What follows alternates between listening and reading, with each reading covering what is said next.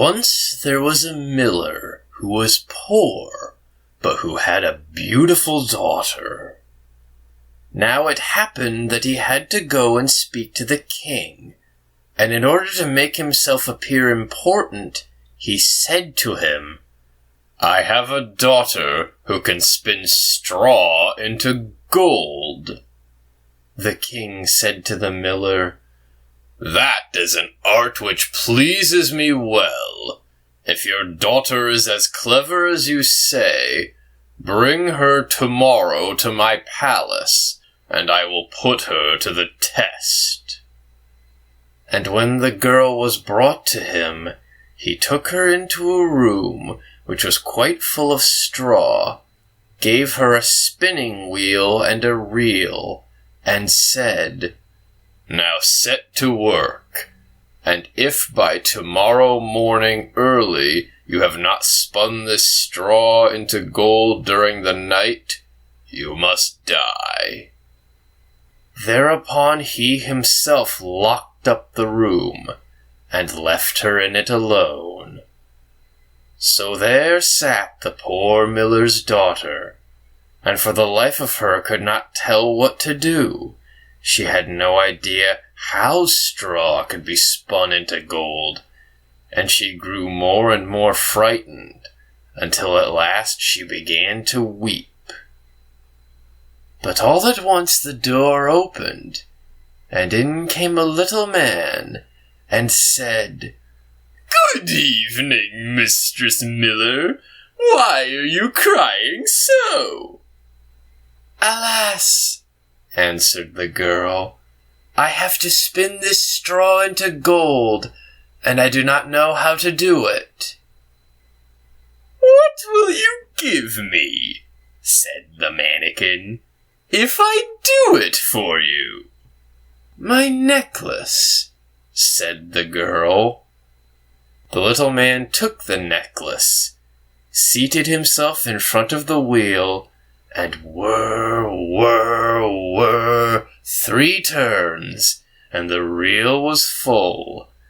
Then he put another on, and whir, whir, whir, 3 more times round, and the second was full too.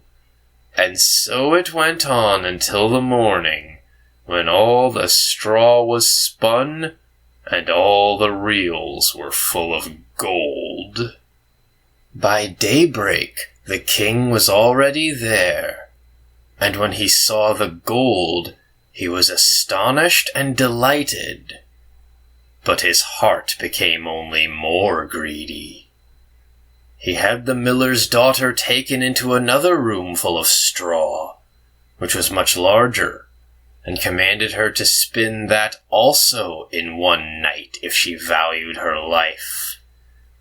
The girl knew not how to help herself, and was crying, when the door opened again, and the little man appeared, and said, "What will you give me if I spin that straw into gold for you?"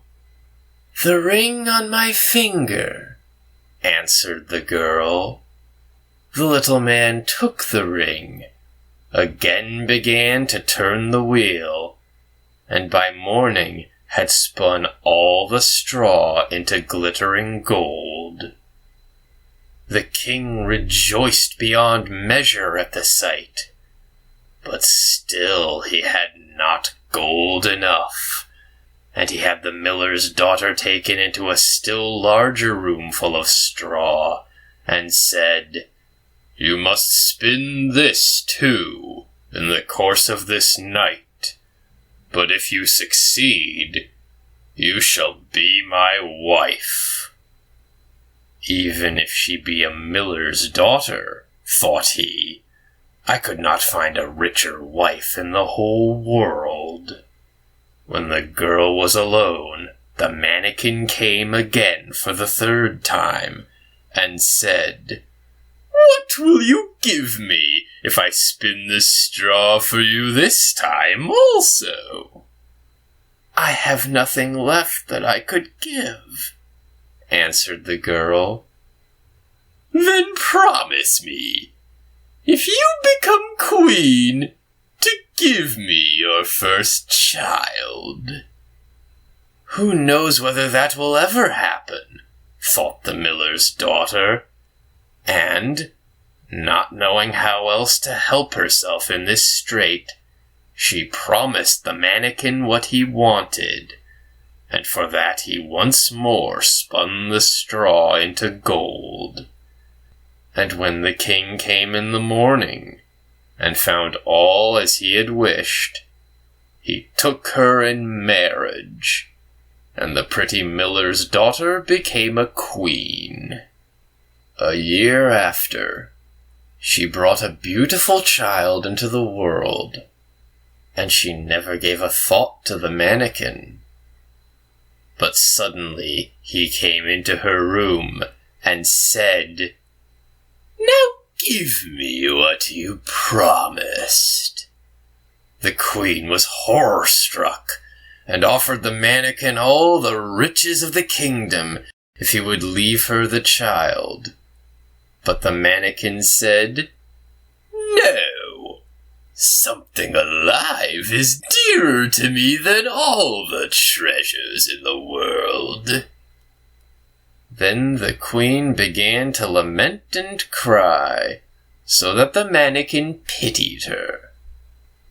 "I will give you 3 days' time," said he. "If by that time you find out my name, then you shall keep your child." So the queen thought the whole night of all the names that she had ever heard, and she sent a messenger over the country to inquire, far and wide, for any other names that there might be. When the mannequin came the next day, she began with Caspar, Melchior, Balthazar, and said all the names she knew, one after another. But to every one the little man said, "That is not my name."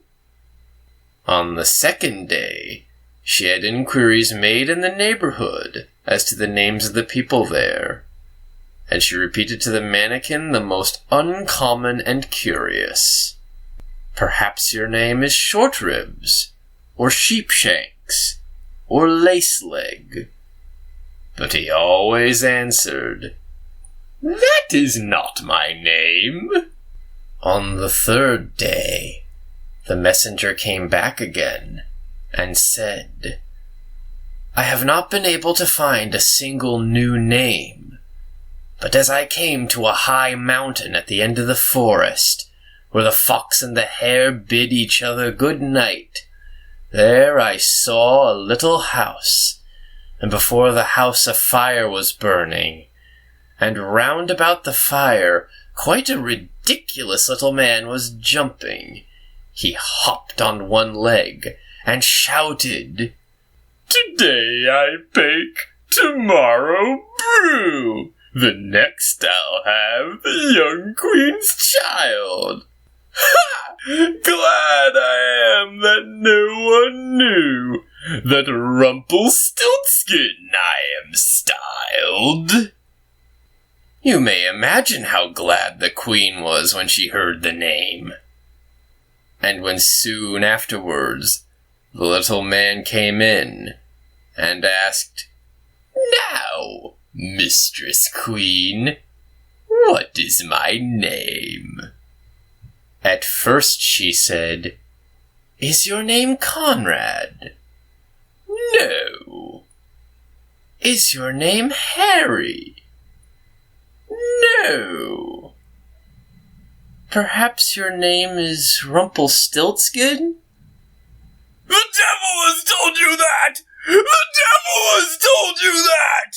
cried the little man, and in his anger he plunged his right foot so deep into the earth that his whole leg went in, and then in rage he pulled at his left leg so hard with both hands that he tore himself in two.